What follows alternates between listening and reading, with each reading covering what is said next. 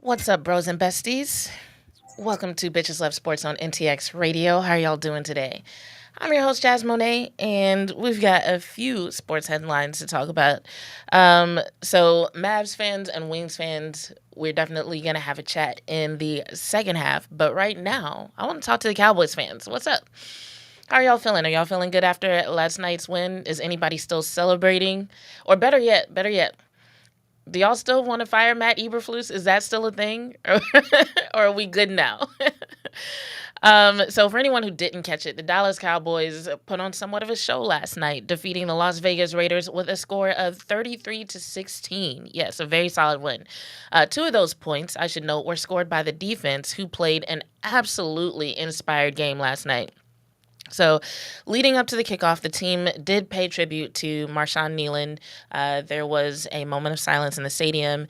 And if you were watching any of the press conferences and interviews leading up to kickoff yesterday, they were repeating the theme of how they wanted to show up and how they wanted to honor Marshawn Kneeland. And I would say that their performance was a very fitting tribute for him. So, as far as the game itself, though, now, if y'all have been watching week after week, you know I've been doing the burn book segment after losses. But that doesn't really feel quite right after a win. So instead, I'm going to tell you who I'm swiping right on from last night. Yes, so which Cowboys performances earned a swipe right. So on dating apps, you know someone likes what they saw when they swipe right on you. So on Bitches Love Sports, it is the same principle. If I liked what I saw, if it activated my inner fangirl, it gets a swipe right. So here's what I absolutely loved from last night's game. So some of these are stats and some of these are just general observations. But we're going to start with George Pickens. George Pickens earns a swipe right. Hey, JV, good to see you in the chat. But yeah, George Pickens earned a swipe right because according to Next Gen Stats, George Pickens caught 9 of 11 targets for 144 yards and a touchdown in the Cowboys' Week 11 win, gaining 77 yards after the catch, the 8th most by a wide receiver in any game this season. Pickens now owns 2 of the top 10 YAC performances by wide receivers in 2025 after he totaled 85 in Week 6 against the Panthers.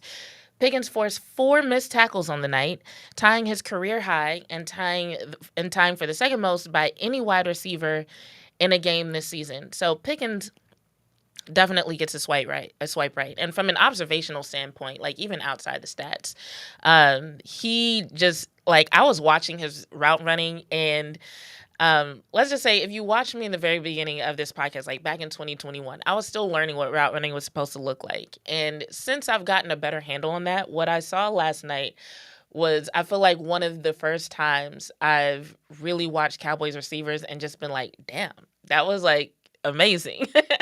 Like, I was really enjoying just watching him running around making people miss. That was awesome. So props to him. Swipe right for George Pickens. My next swipe right goes to Dak Prescott and the Cowboys O-line, because I feel like they kind of worked together on this. So this is another mention by Next Gen Stats. They said Dak Prescott completed 25 of 33 passes for 268 yards and 4 touchdowns in the Cowboys' Week 11 win over the Raiders, facing a pressure rate of just 20.6%, his second lowest in a game this season. So huge shout out to the Cowboys O-line. Prescott completed 22 of 27 passes for 256 yards and all 4 of his touchdowns from a clean pocket. He was effective throwing between the numbers, completing 16 of 19 such passes for 206 yards and 3 touchdowns. So shout out to Dak Prescott and the Cowboys O-line for really getting it together yesterday. Like, things weren't looking good going into the bye. So I would say they definitely took some time to, as Brian Schottenheimer said, figured out what they do well and what they don't do well. And they absolutely stuck to what they did do well. Even if you just look at the stats with the way that they balanced the run game and the passing game, the offense was definitely clicking on I won't say all cylinders, most cylinders last night. All right, moving on. Before we get to the rest of the swipes in this segment, I have to make a confession because sometimes you get on these apps, and even as a woman, you're just out here and you're a girl who is really looking for some good D. And last night, defense, y'all, defense. But last night, the Cowboys let us know what they're working with with the addition of Quinnen Williams on the D line. So this is another next gen stats of observation for Quinnen Williams. It says in his Cowboys debut, Quinnen Williams forced a season high 5 pressures on 28 pass rushes at 17.9% and earned 1.5 sacks. He recorded all of his pressures in the first half, tying for the most pressures in a half by any Cowboys defensive tackle since at least 2018. Williams accomplished his pass rush production despite facing 14 double teams. That's a 50% rate, the second most he has faced in a game this entire season. So he didn't just show up. He showed out. Like, he definitely made it known, like, yeah, I came here to make an impact and I came here to make a difference. So props to him. And by the way, how many snaps did he play? Hold on. He played 33 snaps. So 55% of the snaps last night he played in his first game with the Dallas Cowboys. So, like, huge round of applause. Swipe right. He gets a rose for that, as a matter of fact. So speaking of the D-line, one of the things my girls tell me all the time, they tell me that it is sexy when a man applies pressure. And the Cowboys brought that too. They pressured Geno Smith a total of 16 times. 16, y'all. You guys, that's hot. That's definitely giving I know what I want, and I'm not afraid to go after it. So definitely swiping right on that. As a matter of fact, the entire D-line gets a rose for that, in addition to Quinnen Williams. But speaking of pressure, Oso Odigizua gets his own swipe right for something that I absolutely loved towards the end of the game. So if you're watching, you probably noticed the sequence. Towards the end of the game, he gets home, he gets to Geno Smith, brings him to the ground, but Geno Smith gets the ball out of his hands, and they call it an incomplete pass. So Osa did not get credit for that particular play. So what does Osa do? He gets up and he goes after him again. That time bringing him to the ground, that time getting the sack. So that to me says Osa is one of those guys who knows what he brings to the table and isn't settling for anything less than what he deserves. So that's a high quality defensive tackle for y'all. And the last rights go to first, I want to acknowledge linebacker unit because I feel like last night I saw the most intentional urgent play from the linebackers as a whole that I've seen all season. Throughout the season, week after week, we see, various linebackers at different times do things that are good and that contribute. But I feel like last night was one of the first times I was like, okay, I actually noticed a difference in this entire unit. They don't look nearly as lost when they're asked to play open field coverage. They actually look like they know where they're supposed to be going and what they're supposed to be doing. And I feel like that's what my homegirls in the chat would call a low bar. But I'm still going to swipe right on them for that, just for them stepping up, just for them showing improvement. I feel like they deserve that. And then I also want to give a swipe right to Donovan Izaraku and Duron Bland for that safety that they pulled off, just because that was one of those moments where I feel like at that point, most people thought it was inevitable that the Cowboys would win. Even if you watch like the probability on NFL Pro, it was pretty high in the favor of the Cowboys by that point. And that's when it's very easy for a lot of people to phone it in, let some things slide, not pay attention to the details. But they said, no, we don't care if you are all the way on the other end of the field. We're still going to do our job. We're still going to make you pay for not getting out of the end zone fast enough. We're still going to get after these points. And so I just want to acknowledge that the defense as a whole played a very complete game, and give these two guys their swipe right for making that play. Now, and I see y'all in the chat, and we get to y'all's comments in a second. When it comes to swiping right and deciding what it is that you like, what it is that you saw that you liked, something else that you have to think about is the corresponding red flags. So yes, you can swipe right all day, but you still got to pay attention to the red flags that are coming up. So for the Dallas Cowboys, They're playing the Philadelphia Eagles this weekend on Sunday, 3:25 p.m. kickoff, by the way, for anybody who's wondering. And so one of the red flags that comes up is while, we're acknowledging that Dak Prescott and the Cowboys O line got Dak his second lowest pressure rate of the entire season. That's cool and all. However, Philly pressures at more than twice the rate of the Raiders, not 50% more. We're talking about over 100% more. So the Raiders, even going into this game, they had one of the lowest pressure rates in the NFL. Now, the Cowboys did hold them to an even lower pressure rate than what their average was. I think their average was about 27%, and the Cowboys O-line held them to about 20%, but 27% is still really low. I think when I was reading about it, they said that it was the third lowest pressure rate in the NFL, right? Philly, on the other hand, has been noted as getting a 50% pressure rate in recent weeks and like a 39.7% pressure rate overall. So we're talking about a whole different ball game when it comes to keeping the pocket clean for Dak against the Eagles. So it's one of those things that's like, okay, I want to give you your flowers for what you did against the Raiders, but we got to remember that's the fucking Raiders. And I was listening to a press conference that dropped literally as I was on my way over here. So that's why I'm not commenting too much on it, because honestly, I didn't finish listening to it. But one of the things that Brian Schottenheimer was asked about was about the fact that the Raiders are another losing team that the Cowboys have beat.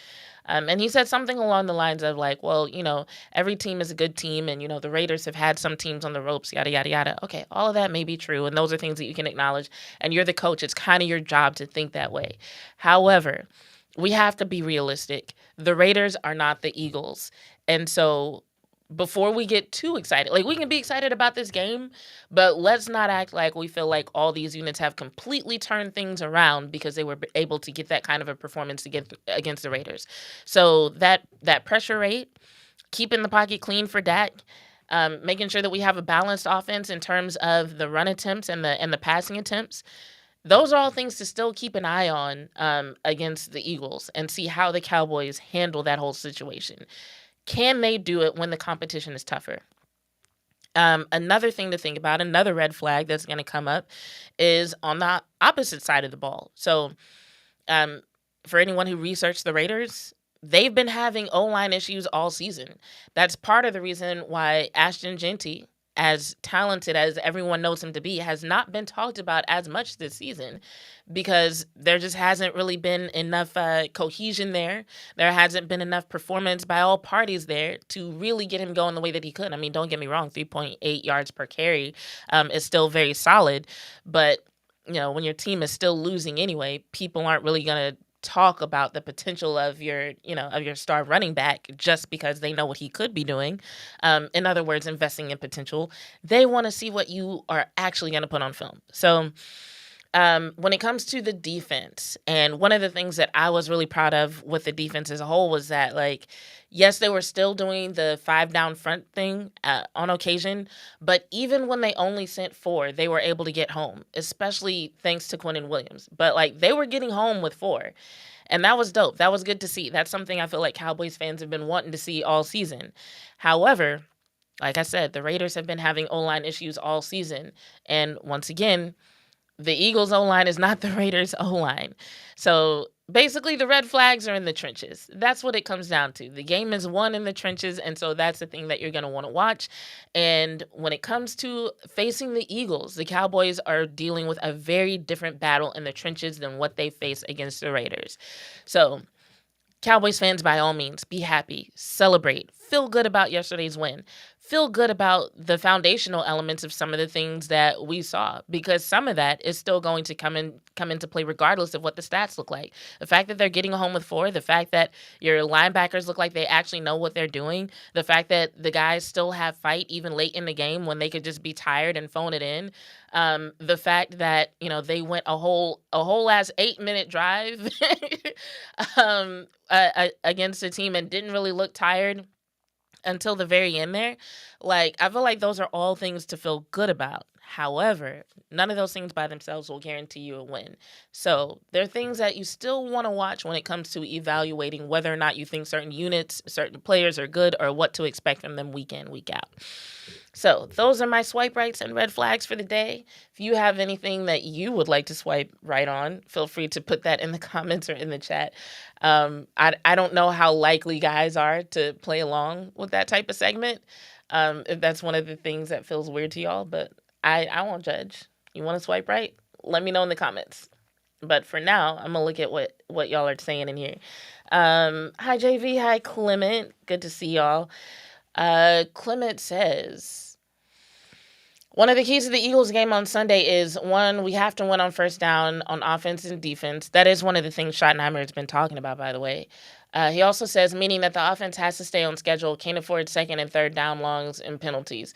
Ooh, I actually should have listed that as another red flag, is the penalties. There weren't a lot of them, but the ones that did occur were things that you're just like, we don't need that. We don't need lining up in the neutral zone. We don't need any of the foolishness before the snaps.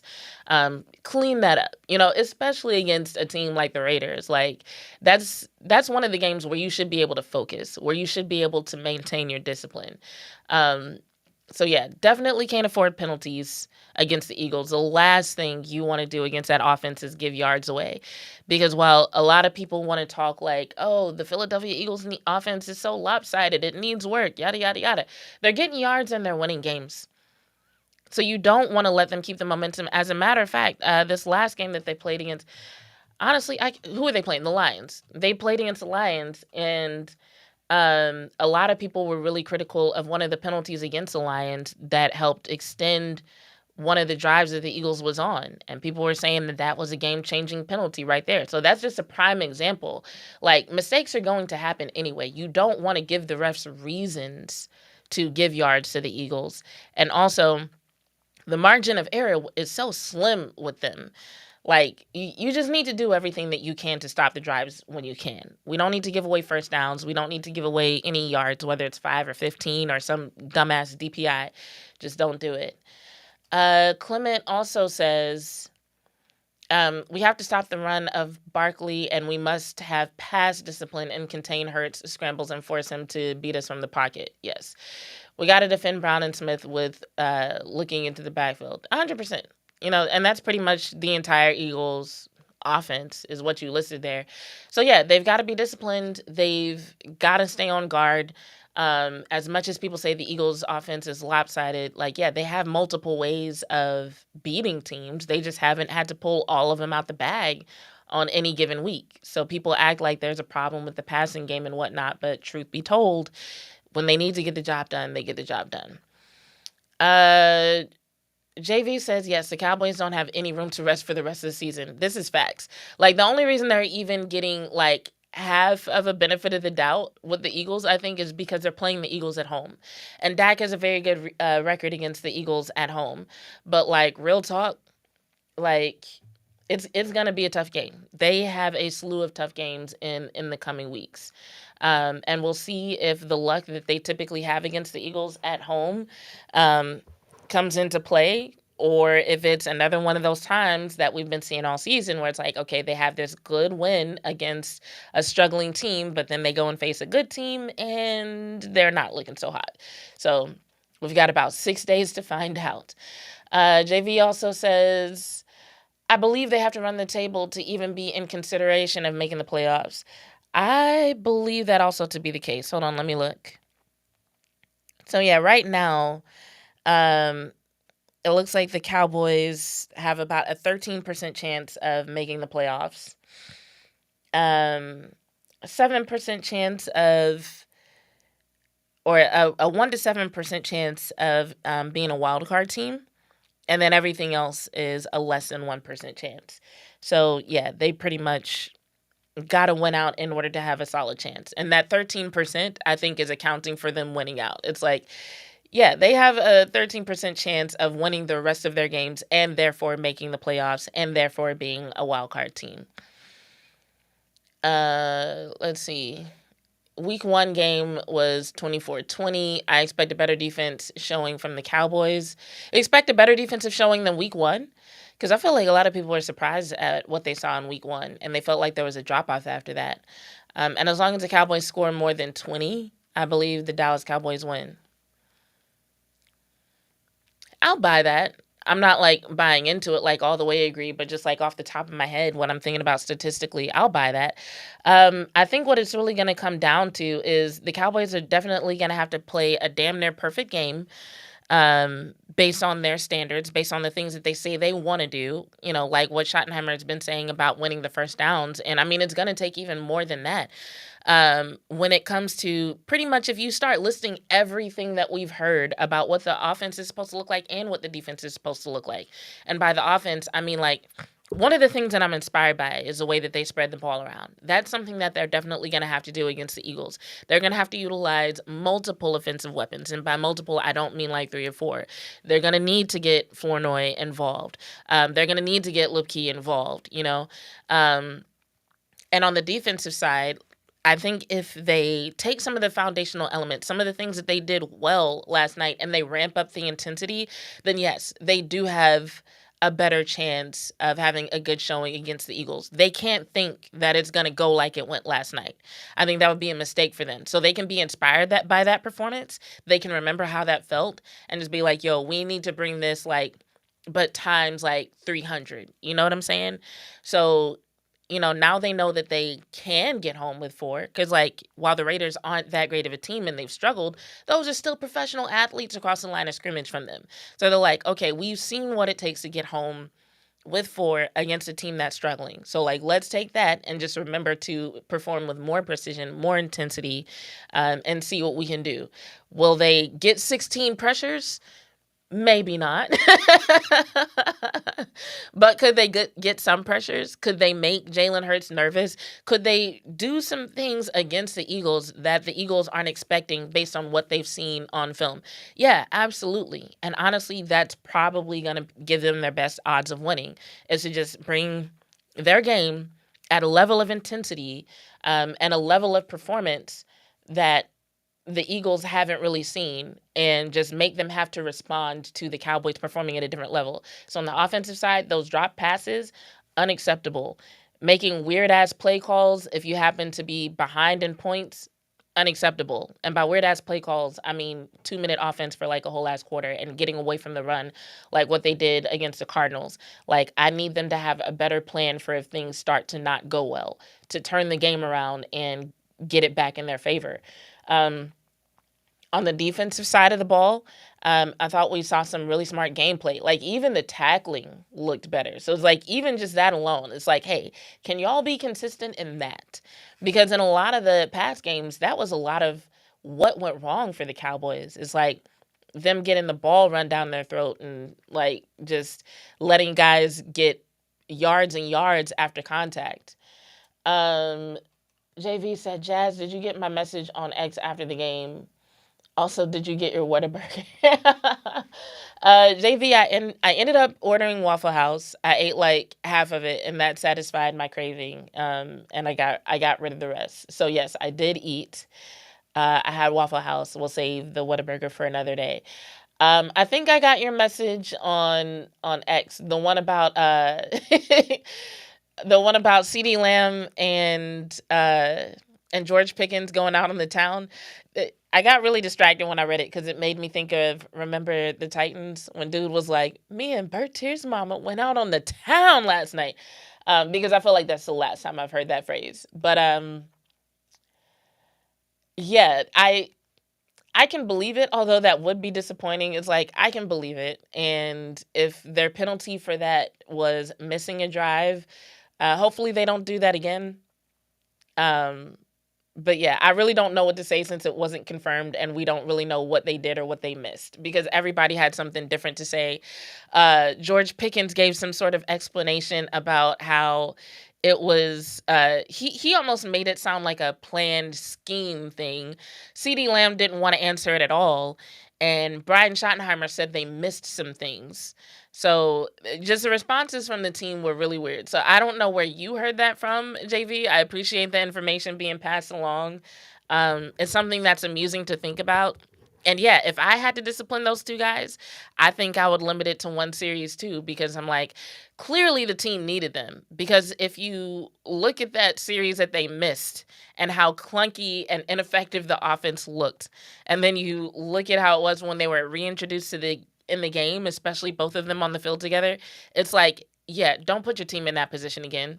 Guys, please don't. Whatever it is that you want to do, you can do it later. You got all off season. You got so much time. Just do it another time. Just not don't be missing series, especially not with this late of games coming up. Which for anyone who's wondering, they have the Eagles this weekend. After that, they have the Chiefs, which might be an easier game than people would have thought a few weeks ago. Then the Lions, the Vikings, and the Chargers, which should be challenging games. Even with the Vikings having a losing record right now, I still just feel like with that defense that they're bringing to the table, the Cowboys are going to have to stay on their toes for that game. Plus, they themselves are hungry to get some wins. The Commanders and Giants, I'm not too worried about. I'm expecting those to be wins. So at least they'll end the season on a high note with a good foundation for hopefully coming into next season ready to make the playoff run that people were hoping for this season. So we shall see. Anyway, we only got a few seconds left in this segment. When we come back after the break, we've got some read and react. We're going to talk about the Mavericks. We're going to talk about the Wings. And we're going to talk about an issue that has come up related to the Olympics. It's something that I remember talking about my first year doing this podcast, and someone brought it to my attention again recently. So we're going to talk about that as well. So don't go anywhere. We got a couple of minutes of advertisements. We got to pay some bills, and then we're going to come back. If you have any questions during the break, though, put them in the chat, and we can talk about it in the second segment before we get into the read and react. So thanks, y'all, for sticking around. This is another episode of Bitches Love Sports, and I'll be right back.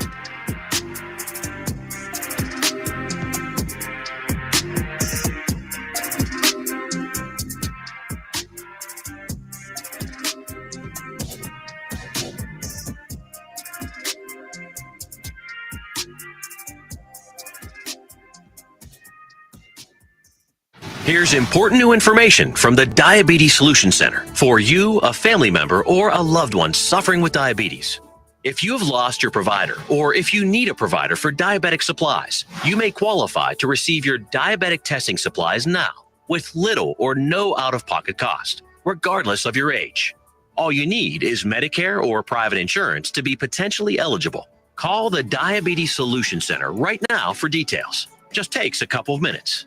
Our friendly, knowledgeable agents will give you free, no-obligation information, handle all the insurance paperwork, and make sure your supplies are delivered directly to your door for free. Call U.S. Medical Supply 24 hours a day. 800-597-9323. 800-597-9323. 800-597-9323. Call right now. 800-597-9323.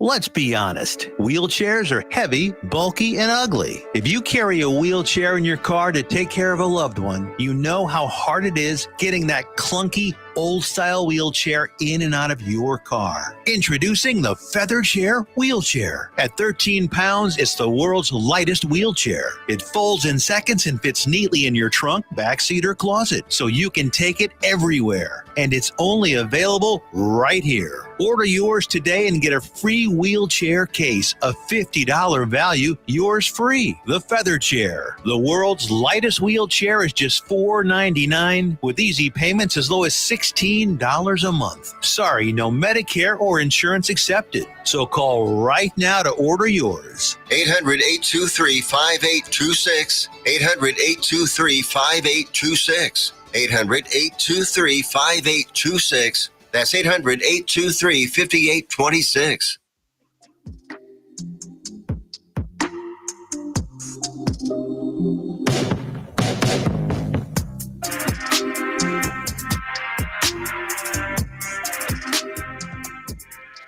And we are back. How's everybody doing? I'm about to look at the chat for what y'all are saying, but I was looking for my first read and react thing because it disappeared. So what happens is sometimes I'll pull up web pages before I come here, and I'll get here and I'll set up, and then the web pages will refresh. So hold on. If I can't find it, then we'll just skip that one because the first one was just about Paige Becker's and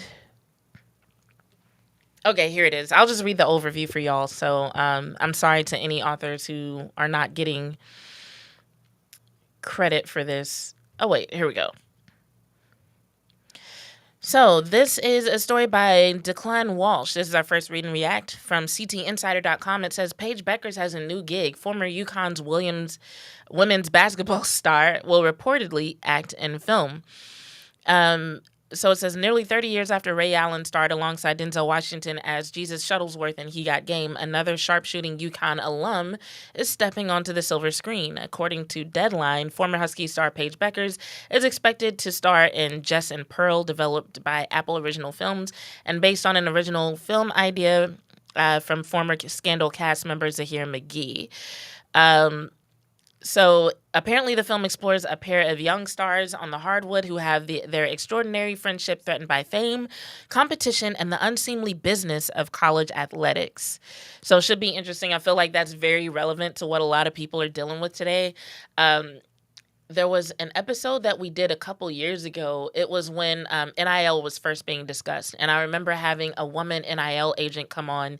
And I remember her actually talking to me and my co host at the time about the competitiveness among women for NIL dollars, and just how catty and dirty behind the scenes it could get just because there was like such a limited amount of opportunities for women as opposed to the male athletes. So that was really interesting. So I don't know if this story is going to be anything like that, but if it is, I'm really interested to see what Paige brings to the role and how much of it is like her versus how much of it requires her to like really act like somebody else, you know? Because if y'all watch like Paige on social media, like the way she looks doesn't really align with like the attitude that she brings out when she starts moving or talking or sometimes dancing. You know what I'm saying? So it kind of makes me think like if they put her in a movie, are they going for the look and they want her to act more like what she looks like? Or are they going to be like, oh no, we like the attitude that you have naturally as a person. Bring that to this movie. You know what I'm saying? So I'm interested. I'm curious. Let's see what we got next.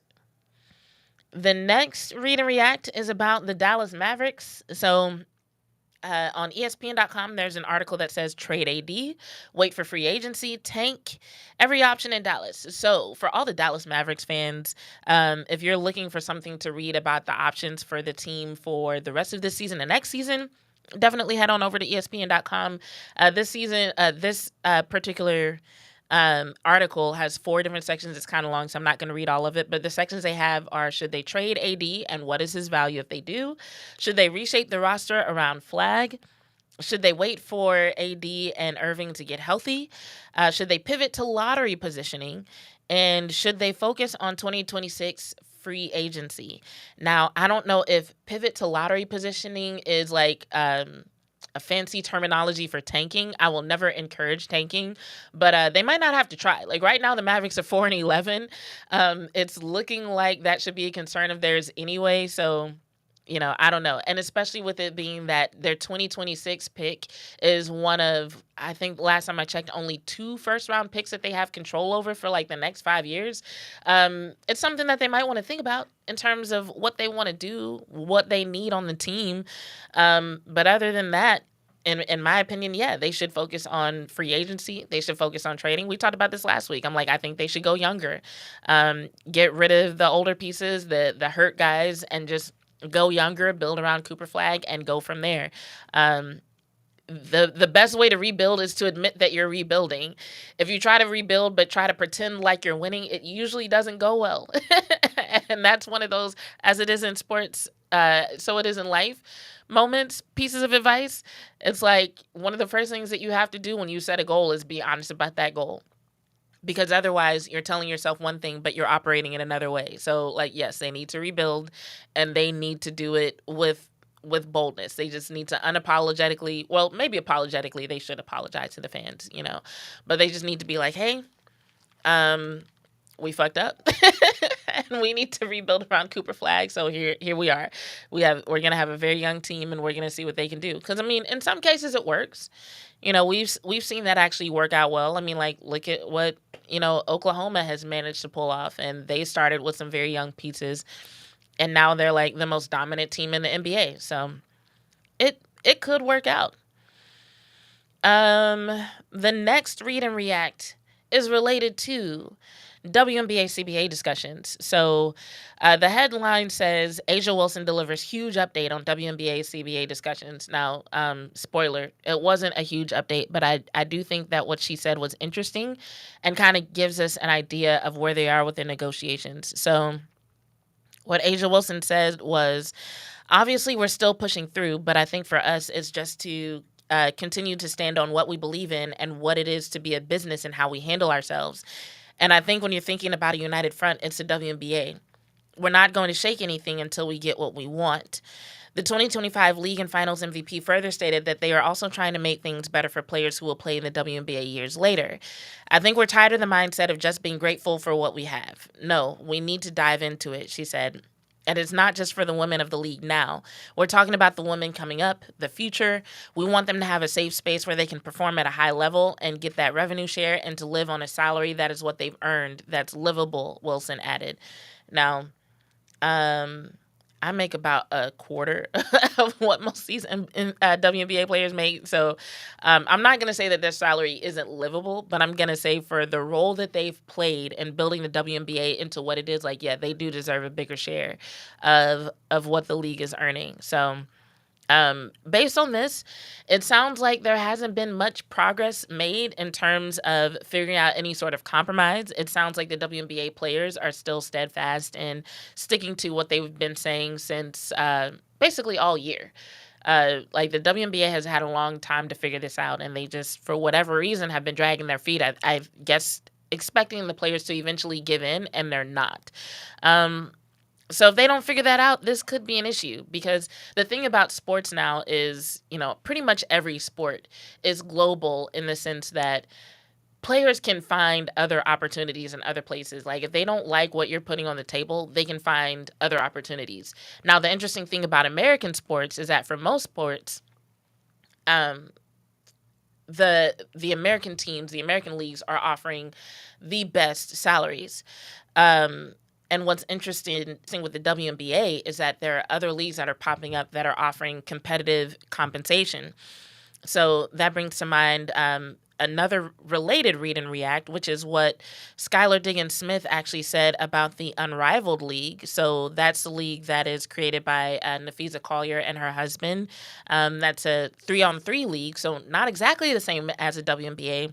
But when it comes to their standards, it's definitely making, in some people's eyes, it's making the WNBA look bad. So Skylar Diggins-Smith said, this is an article in USA Today. It says, Diggins is known for her candid demeanor, and it was on full display when she said she's the oldest player in the league. At age 35, Diggins said that she needs all the things to compete at a high level, especially coming off maternity leave in 2024. Unrivaled answered the call by providing weight rooms, massage therapists, saunas, cold tubs, childcare, and nutritionists, and the list goes on. We had everything to help our body be at an elite level, and that's the only way that we can compete at that level, Diggins explained. It starts from top to bottom with the leadership that they have there, and it trickles down to who's around us and the support staff, strength and conditioning coaches, athletic trainers, the managers and club managers that work with our teams from day to day. It's a well-oiled machine. Although Unrivaled raised the standard, the 3-on-3 league isn't complacent. Unrivaled plans to add amenities and resources based on feedback from its first season, including a new and improved weight room and more player staffing. The league will also eliminate back-to-back games by adding a pair of expansion teams, the Breeze BC and the Hive BC. Unrivaled showed how important it is to include the athlete in the decision-making process, to include their vantage point, and to have the diversity of opinion as far as what's going on with these leagues and with our league, Diggins added. Unrivaled has also changed the conversation around by offering players ownership and equity in addition to an average salary of $222,222. The league is now valued at $340 million, which allows players to benefit from the league's success. So it's a very different environment than what's being offered in the WNBA. And this is also happening around the same time that there's a Saudi-backed professional women's basketball league that's also supposed to be a spring league. It's called Project B, set to launch in 2026. It's a six-team. It features six teams and a tournament-style format across Asia, Europe, and the Americas. And it's people have been noting that it's a Saudi-backed team, but it's not associated with the Saudi Arabian women's national basketball team. People are just talking about the money that's going into making this league a reality. But yeah, the first season is scheduled for late 2026 and is supposed to run through April of 2027. And it says the league is reportedly offering high salaries to attract top players, with some reports suggesting figures upwards of $50 million for certain stars. So I say all that to say that while in some other leagues, the fan base is the type of fan base that will watch anyway, even if their favorite players decide to go do something else. Somebody else will take their spot and fans will still be interested in the game. With the WNBA, they have competition for the top players. And if those top players leave the WNBA, the fans will go with them. So it's just something to think about for the WNBA while they're I don't know if they're deciding or if they've decided. I'm not sure what the plan is because nobody's really saying anything to the press. I just know the CBA was supposed to expire at the end of October. They agreed to a 30-day extension, so they still have a couple of weeks left, but it doesn't sound like they've actually made any progress so far this month. So everybody's just waiting to see what happens next. And the last read and react is related to the Olympics. So this, like I said, is related to something that me and my co-host covered in I want to say like our first year. Yeah, it was our first year because we were covering the Olympics, and there were some stories that came out of the 2020 Olympics that were actually held in 2021 due to a pandemic that I think some people forget happened, and the effects of which are still affecting us today. But yeah, so some of the storylines were related to basically what it means to be a woman is what it came down to. So the gender policy, the inclusion and or exclusion of transgender women in sports, and then just the impact on some women who were not even transgender. So there was at least one intersex player who was denied participation because of chromosome makeup and hormone levels. So this is a woman who all her life has identified as cisgender, but basically they were like, well, you got too much testosterone and your chromosomes are weird. And I probably should have pulled up more facts about this, and we'll probably talk about this more on Thursday or maybe next week, depending on the development of the story. So if you're watching this now or after the fact and you're like, I don't know what you're talking about, please provide more details. Just put that in the comments or the chat, and I'll make sure and include that. Because I'm not even recalling the woman's exact name right now, which I feel really kind of bad about. But basically, that was a situation that happened, and it was a discussion after the Olympics, and it's kind of been an ongoing discussion ever since. And so what they ended up deciding at the time was to create a policy where it was up to each international federation and based on each sport, what they decided to do in terms of their gender policy. And that seemed to satisfy a lot of people at the time. But then fast forward, you get to August, the U.S. Olympic Committee, I should say, has decided to exclude transgender women. And now it looks like there's a policy that's being proposed that would exclude transgender women from the Olympics altogether.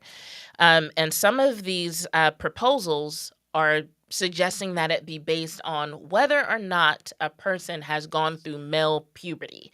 And so somebody hit me up and they were like, hey, you seem to really support leaving it up to each international federation a few years ago. What do you think about this change? And so here's where I'm at with it right now. I I understand the people who want to keep it fair when it comes to sports. We want sports to be fair. That makes sense. Um, I think it's possible to keep it fair and keep it about sports without attacking any women, whether it's transgender women, intersex women, women with really high testosterone, whatever. I think it's fair to keep it about sports and keep it fair without attacking any women. And so you might be like, what do you mean by that? Here's what I mean by that. There are some people who are using this issue as a jumping off point to attack trans women in general and to attack the idea of trans women. And I feel like that's not necessary here. I feel like if you want to have those debates, there are other places to have them. And in some cases, there needs to be education. In some cases, it's just like bigotry, and it's even less about trans women than it is about defining what a woman is supposed to be, right?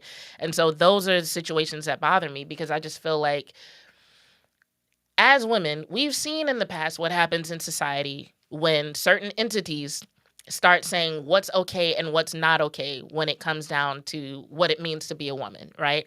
And it ends up not just affecting trans women, not just affecting lesbians or whoever you think it is.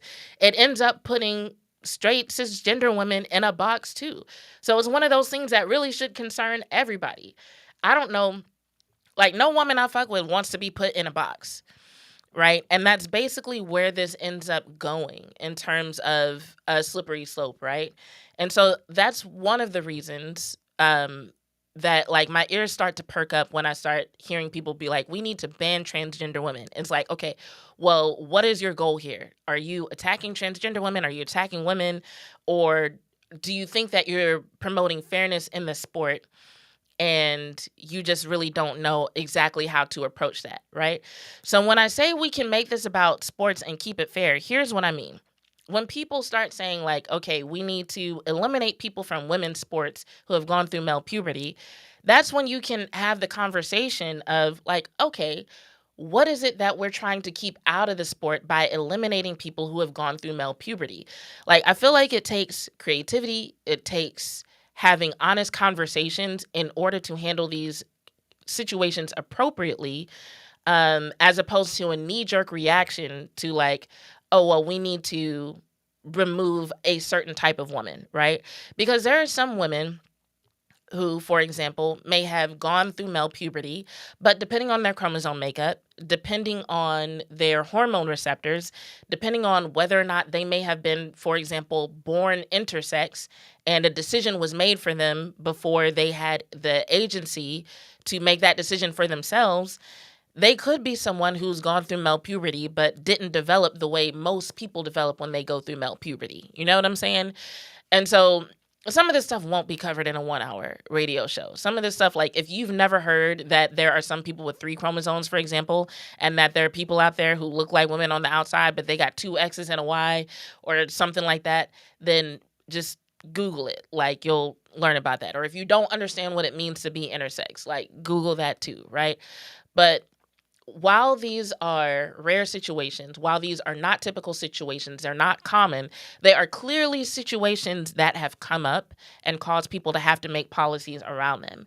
So all I'm saying is instead of making headlines about transgender women, if what your goal is fairness in sports, this is actually an opportunity to acknowledge that fairness in sports goes beyond gender.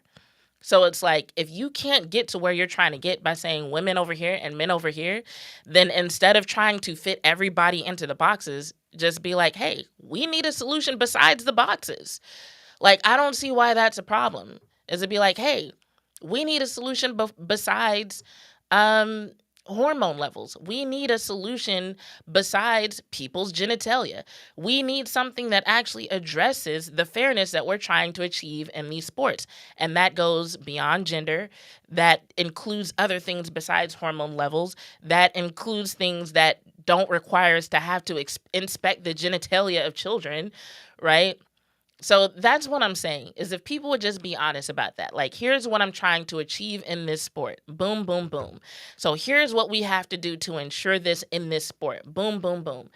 You can have those conversations without just making it about women. Because, like, if y'all think about it, nobody ever brings up trans men.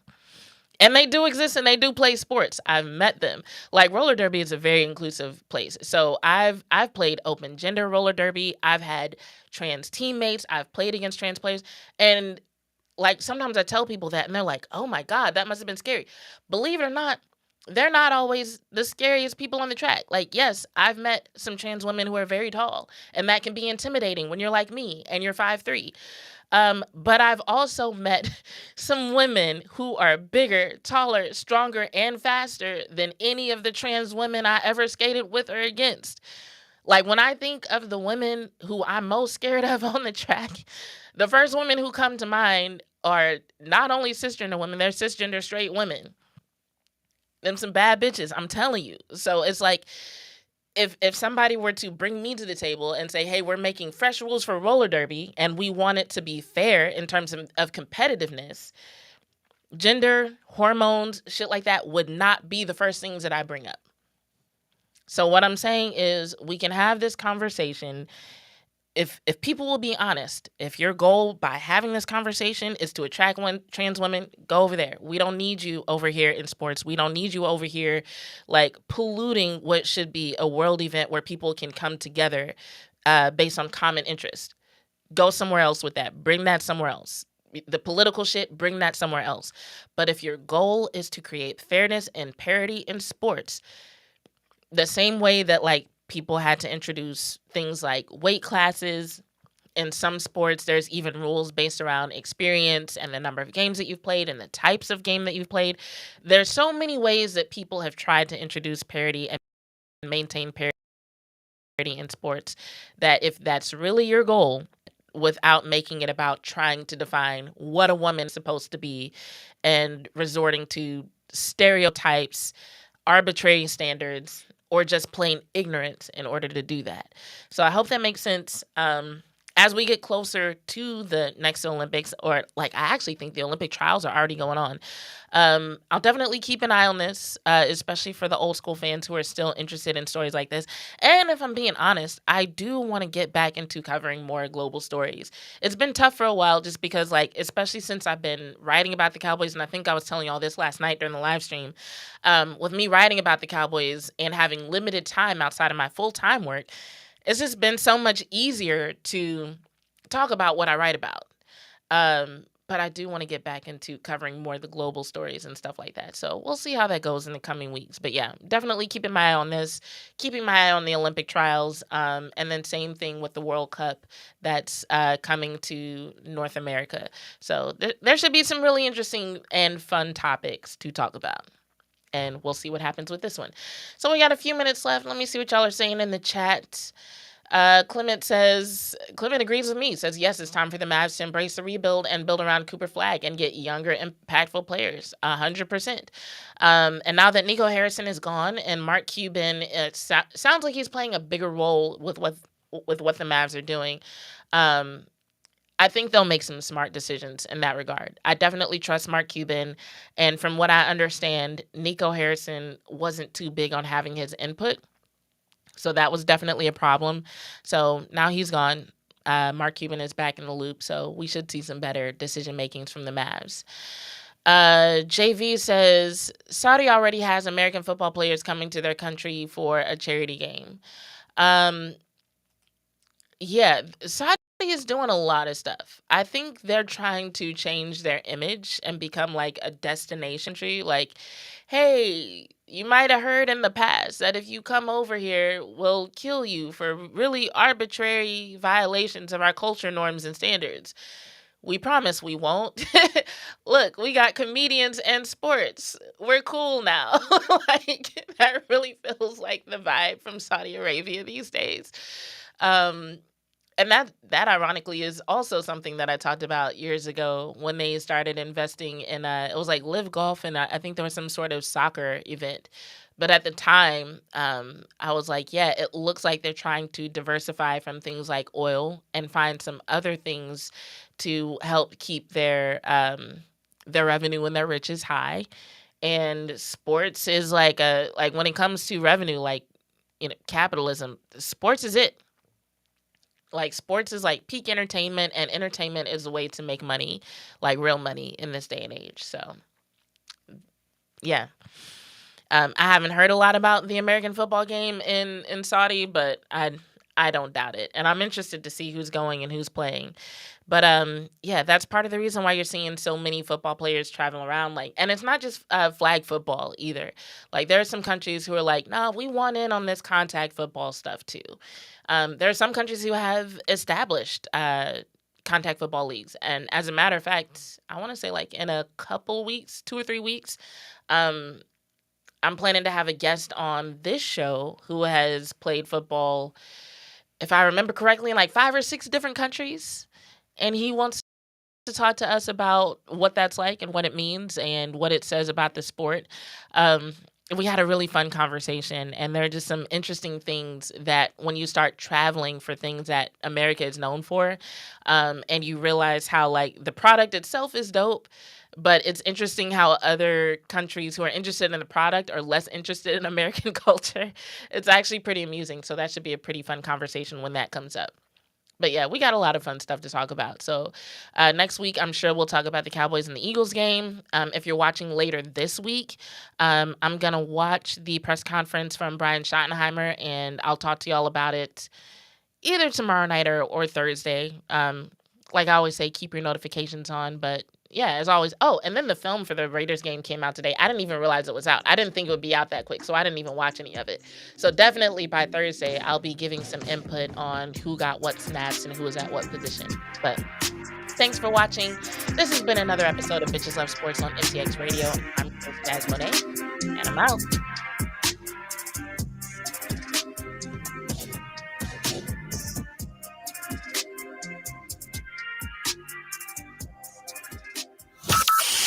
From Burleson to Venus and Grandview to Godley, this is the voice of Johnson County, Joco Community Radio. If you're trying to quit drinking or doing too many drugs, listen to me. You don't know me and we'll never meet. I had a problem like you once. I drank and used to party a little too much till it got out of control and almost ruined my life. I realized I needed help with my problem before it totally destroyed me. If you've tried to fix your drinking and drug problem and you know you can't do it alone, you need to call the National Treatment Advisors. They'll immerse you into a 30-day program to replace your old habits with new habits and totally change your life. And if you have PPO private health insurance, the entire program may be covered. Fix your problem right now before it gets any worse. Get clean. Call now and learn.